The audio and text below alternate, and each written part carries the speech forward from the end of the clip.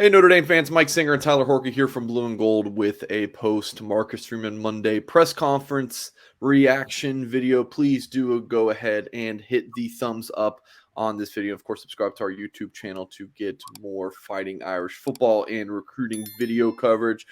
Tyler, let's dive into the big talking points from Freeman's press conference. First, injuries. I think there's four. I want to say they're all on defense. You had Jason Adamalola, Tariq Bracy, Jaden Mickey, and Ramon Henderson. I believe that's the four. What's the latest on those guys?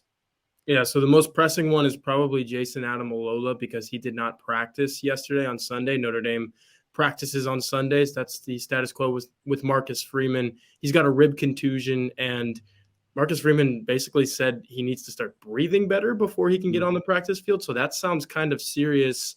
He didn't give any sort of prognosis or diagnosis or long-term, short-term type of details, but rib contusion is the most serious of the injuries right now, I would say, and I would not be shocked if we did not see Jason Adamalola against UNLV. We'll get a more of a concrete status update when Marcus Freeman speaks again on Thursday. The other guys, Tariq Bracy, sounds like he's coming around. He did practice yesterday.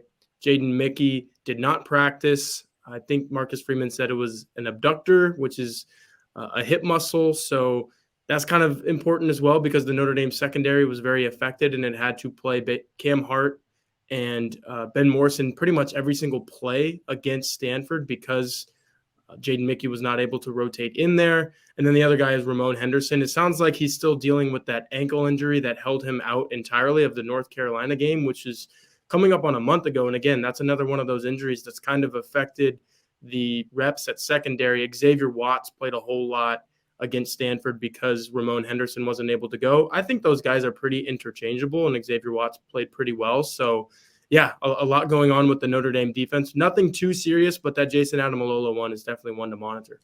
So Marcus Freeman talked about how, I want to say right after the game, after his duties were over, he rewatched, Notre Dame versus Stanford. So I'm sure that dude was up fairly late. And he said he's also rewatched it with the offensive staff.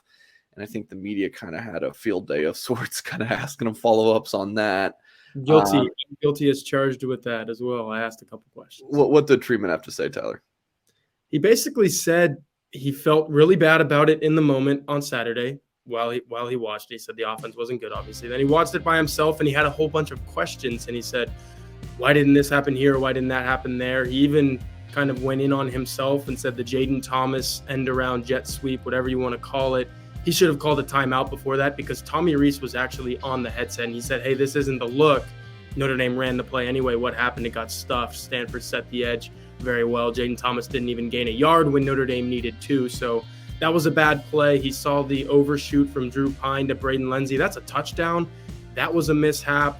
I'm pretty sure on the same drive that Thomas did not get in, you had the Mitchell Evans penalty where Chris Tyree was covering him up on the line of scrimmage. Notre Dame scored a touchdown to Michael Mayer on that play. So you had all of these things where, and I know it's hindsight is 2020 and woulda, shoulda, coulda type of thing, but Notre Dame cleans up some of those things. It probably easily scores upward of 30 points. And with the way the Notre Dame defense played, forcing all those field goals, holding Stanford to 16 points, it might have been an ugly win, but it would have been a win if Notre Dame hit on those things. So Marcus Freeman right now is asking himself, what are we doing play calling wise? And he said Tommy Rees, he has no quarrels with him. He said he likes the way things are being called. So then at that point, it goes to that buzzword that he keeps saying over and over, and it's execution. And to his credit and to his point, those are execution errors when you have that penalty on Mitchell Evans, when Drew Pine sails a throw into the wall, when Braden Lenzy is wide open, when you can't pick up that 4th and 2.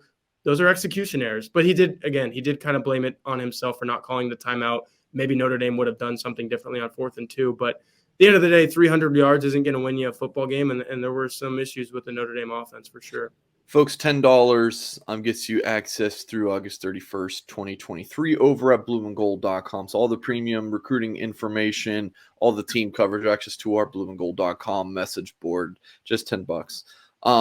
Tyler, I kind of want to go here. If I would tell Notre Dame fans that you get instead of having Marcus Freeman as head coach, you get 5 more years of Brian Kelly, and it's more of the same, 10-11, maybe a 12-1 season, 10-11 win season, whatever it is, but no national championships. Or you get a 7-5, 8-4 type season. God forbid, like 7-6, whatever it may be. First year under Marcus Freeman, but your ceiling for a national championship is much higher under Marcus Freeman. Would you take it? Because I feel like that's a conversation we would have in preseason, and everyone's like, yeah, you would take it. So that's just where we're at, Tyler. It's just a lot of lumps. Freeman's just kind of learning on the fly, so to speak, especially between Freeman and Reese, I would say, because there's no Brian Kelly in the building for Reese anymore. So these guys are just kind of learning on the fly. What do you think?